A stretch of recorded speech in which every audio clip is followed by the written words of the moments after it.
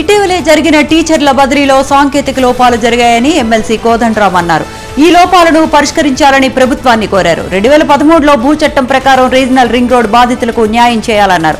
అంతకుముందు సంగారెడ్డిలోని PSR gardens లో TPTF రాష్ట్ర అధ్యక్షుడు అశోక్ కుమార్ పదవీ విరమణ కార్యక్రమం జరిగింది. దీనికి ముఖ్య అతిథిగా ఆయన హాజరయ్యారు.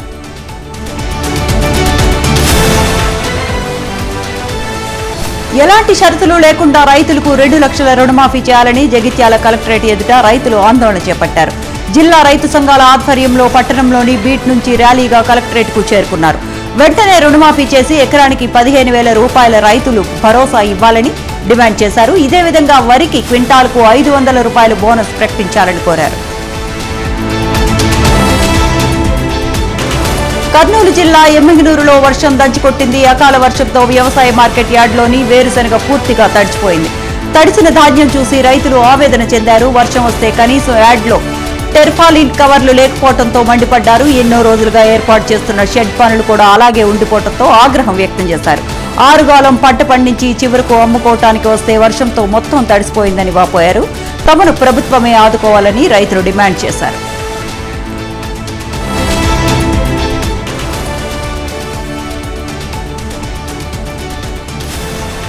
రాజన్న సిరిసిల్ల జిల్లా సిరిసిల్లలోని న్యాయవాదులు కోర్టు విధులు బహిష్కరించారు. ఆందోళన చేపట్టారు. హైదరాబాద్ సిటీ కోర్టు న్యాయవాది కలీంపై పోలీసులు దాడిని ఖండించారు.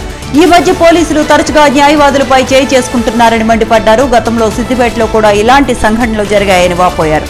ఉన్నతాధికారులు వ్యక్తి స్వేచ్ఛకు భంగం కలిగించే పోలీసులపై శాఖాపరమైన చర్యలు తీసుకోవాలని వారు డిమాండ్ చేశారు.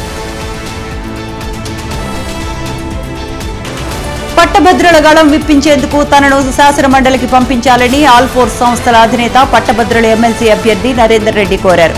ప్రభుత్వానికి పట్టభద్రులకు వారధిగా పనిచేస్తామన్నారు. నిరుద్యోగులకు ఉద్యోగ అవకాశాలు సృష్టించడంలో ప్రభుత్వంపై ఒత్తిడి తెస్తామన్నారు. పెద్దపల్లి జిల్లా గోదావరికంలో అంబేద్కర్ విగ్రహానికి పూలమాలలు వేసి పలు కార్యక్రమాల్లో పాల్గొన్నారు.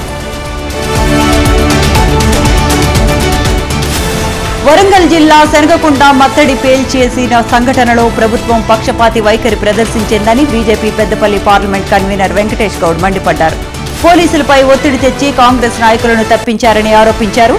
ఈ కేసును నిష్పక్షపాతంగా విచారణ జరగడానికి ఎన్ఐఏకు అప్పగించాలని ఆయన డిమాండ్ చేశారు. బాసరా ట్రిపుల్-ఐటీ ఇన్ఛార్జ్ వీసీ వెంకటరమణపై ఉస్మానియా యూనివర్సిటీ జేఏసీ నాయకులు తీవ్ర విమర్శలు చేశారు. అవినీతి అక్రమాలకు పాల్పడటమే కాకుండా విద్యార్థుల పట్ల లైంగిక వేధింపులకు పాల్పడుతున్నారని ఆరోపించారు. ఆయన్ను ప్రభుత్వం వెంటనే తొలగించాలని డిమాండ్ చేశారు. అవినీతి అక్రమాలపై విజిలెన్స్ ఎంక్వైరీ చేసి సమగ్ర విచారణ జరిపించాలని కోరారు. జనగామ జిల్లాలో కొత్త పంతాలో సైబర్ నేరగాళ్లు మోసాలకు తెరలేపారు. జిల్లా ఇంటర్మీడియట్ అధికారి మిషన్ భగీరథి ఇంజనీర్లో కోఆపరేటివ్ శాఖలో పలు అధికారులకు సైబర్ నేరగాళ్లు ఏసీబీ అధికారి సురేందర్ రెడ్డి అంటూ ఫోన్ చేశారు. కేసు ముందుకు సాగకుండా ఉండాలంటే వెంటనే డబ్బులు ఇవ్వాల్సిందేనని బెదిరింపులకు పాల్పడ్డారు. అనుమానం వచ్చి ఏసీబీ డీఎస్పీ సాంభయ్కు ఫిర్యాదు చేశారు. ఏసీబీ అధికారులు ఎప్పుడూ ఎవరికీ ఫోన్ చేసి డబ్బులు డిమాండ్ చేయరని ఆయన చెప్పారు. హైదరాబాద్లోని మాదాపూర్ హైటెక్ సిటీ ప్రాంతాల్లో ట్రాఫిక్ ఇక్కట్లు తొలగించేందుకు యంత్రాంగం సన్నద్ధమవుతోంది. రోడ్డు విస్తరణ పనులను Jalamandali MD Ashok Reddy, police GHMC అధికారులు పరిశీలించారు. పనులు పూర్తయితే మాదాపూర్ మైండ్ స్పేస్ ప్రాంతాల వారికి ట్రాఫిక్ సమస్యలు తొలగిపోతాయని అధికారులు చెప్పారు.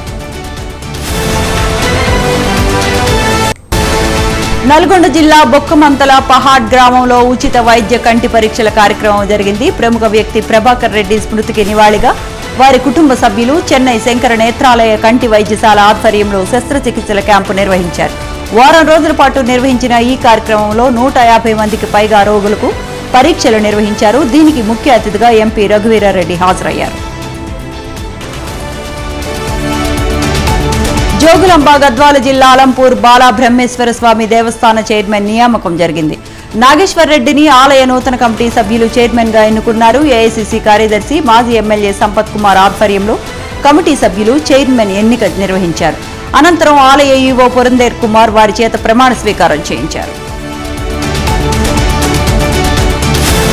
వికారాబాద్ జిల్లా కోటబాస్పల్లిలో స్వర్గీయ మాజీ హోంమంత్రి పటోళ్ల ఇంద్రారెడ్డి జయంతి ఘనంగా జరిగింది. ఉమ్మడి ఆంధ్ర రాష్ట్రంలో కార్మిక శాఖ మంత్రిగా కార్మికుల అభివృద్ధికి ఎనలేని కృషి చేశారని సబితా ఇంద్రారెడ్డి సోదరుడు రాజశేఖర్ రెడ్డి అన్నారు. వారి అడుగుజాడల్లోనే ఇంద్రారెడ్డి చారిటబుల్ ట్రస్ట్ పేరున నరసింహారెడ్డి ఎన్నో సేవా కార్యక్రమాలు నిర్వహిస్తున్నారని చెప్పారు.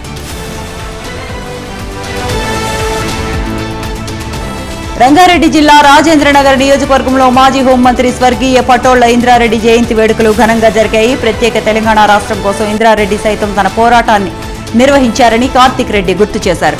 అనంతరం సీఎం రేవంత్ రెడ్డిపై మండిపడ్డారు. అంతకుముందు ఇంద్రారెడ్డి చిత్రపటానికి విగ్రహానికి ఆయన నివాళులర్పించారు.